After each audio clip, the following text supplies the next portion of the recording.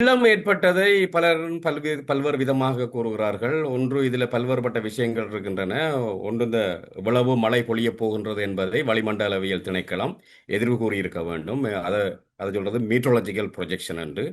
அடுத்தது அந்த மழை பொழியும் போது எவ்வளவு நீர்மட்டம் நீர்த்தக்கங்களில் அதிகரிக்கப் போகுதுன்றது ஹைட்ரோலஜிக்கல் ப்ரொஜெக்ஷன், அதாவது நீர்மட்டம் எவ்வளவு கூட போகுதுன்னு. அப்போ இதில் வளிமண்டல திணைக்களம் இருக்கிறது, நீர்ப்பாசன திணைக்களம் இருக்கிறது, மகாவலி அதிகாரத்தை சபை இருக்கின்றது. அடுத்தது இந்த மண் சரிவு ஏற்படுற இடங்களை கண்காணிக்க வேண்டியது என்பிஆர்ஓன்றது நேஷனல் பில்டிங் ரிசர்ச் ஆர்கனைசேஷன், தேசிய கட்டிட ஆராய்ச்சி நிறுவனம். அப்போ இந்த இடத்துல எனக்கு தெரிஞ்ச வரைக்கும் எனக்கு கிடைக்கிற தகவலின்படி இந்த வருஷம் லானினா வருஷம். அதாவது அத்லாந்திக் சமுத்திரத்திலிருந்து அமெரிக்கா கனடாவை நோக்கி வெப்ப காற்று வீசினால் அது எல்னினோன்று அழைக்கப்படுகின்றது. ஆசியாவை நோக்கி வீசும்போது அது லானினா. அப்ப லானினா வருடம் என்றபடியால குறிப்பாக வடகிழக்கில் வறட்சி ஏற்பட போகுதுன்றது நீர்ப்பாசனத்துறை பொறியியலாளருக்கு தெரிஞ்சிருந்திருக்கிறது.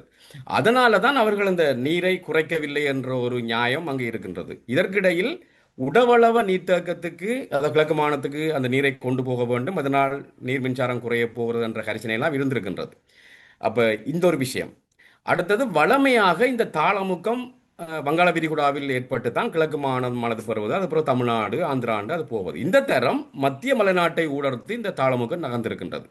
ஆகவே திடீரென ஏற்பட்ட மழை வீழ்ச்சி, திடீரென ஏற்பட்ட அந்த நீர்த்தேக்கங்களில் நீர் மட்டம் உயர்வு தான் இந்த இவ்வளவு பேரந்ததுக்கு காரணம். ஆகவே இங்கே சொல்லலாம் அந்த கோஆர்டினேஷன் ஃபெயிலியர். அப்போ எல்லாரும் இணைந்து செயற்படவில்லை, காலம் குறுகியதாக இருந்திருக்கின்றது. ஆகவே இதனால தான் மிகப்பெரிய இழப்பை நாடு சந்தித்தது. இது முதலாவது விஷயம். அடுத்தது எல்லோருமே கொடுத்தது இந்த எச்சரிக்கை என்பது ஜெனரிக் வார்னிங் என்று சொல்வார்கள். சில இடங்களில் மிதமாகவும் சில இடத்துல கனமாகவும் மழை பெய்யும் என்பது இந்த ஜெனரிக் வார்னிங், ஒரு ஒரு ஒரு மேலோட்டமான எச்சரிக்கை.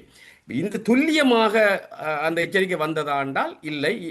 கொழும்புல கடல் கங்கை நீர்மட்டம் உயரப்போகிறது என்று வெள்ளம் பெட்டிய மக்களுக்கு சொல்லியும் பல மக்கள் வெளியேறவும் இல்லை, தங்கள் சொத்துக்களை பாதுகாக்கவும் இல்லை. அரசாங்கம் இந்த ரெட் அலர்ட் சொல்வாங்க, சிவப்பு எச்சரிக்கை கொடுத்த பிறகும் மக்கள் தங்களுடைய இதே சொத்துக்களை எடுக்கல. போன்றுதான் மன்னார் எச்சரிக்கை என்று பல இதே இருந்திருக்கார்கள். போன்றுதான் மன்னார் கூராய் பகுதியிலும் இதே போன்றுதான் ஒரு முன்னெச்சரிக்கை கொடுக்கப்பட்டு அவர்களும் இதே தவறைத்தான் செய்திருந்தார்கள். கூராய் பகுதியில் இருக்கும் மக்கள். அப்போ ஊடகங்கள் அடிக்கடி பிரேக்கிங் நியூஸ், விரைவு செய்திகள் அன்று வெளியிடுவது மக்களை சிலவள சலிப்படைய செய்திருக்கலாம். இது வளமையான அறிக்கை என்ற அந்த விடயம். ஆகவே இங்கே ஒரு டிசாஸ்டர் மேனேஜ்மெண்ட் சென்டர் ஒன்று இருக்கின்றது, அனர்த்த முகாமைத்துவ நிலையம்.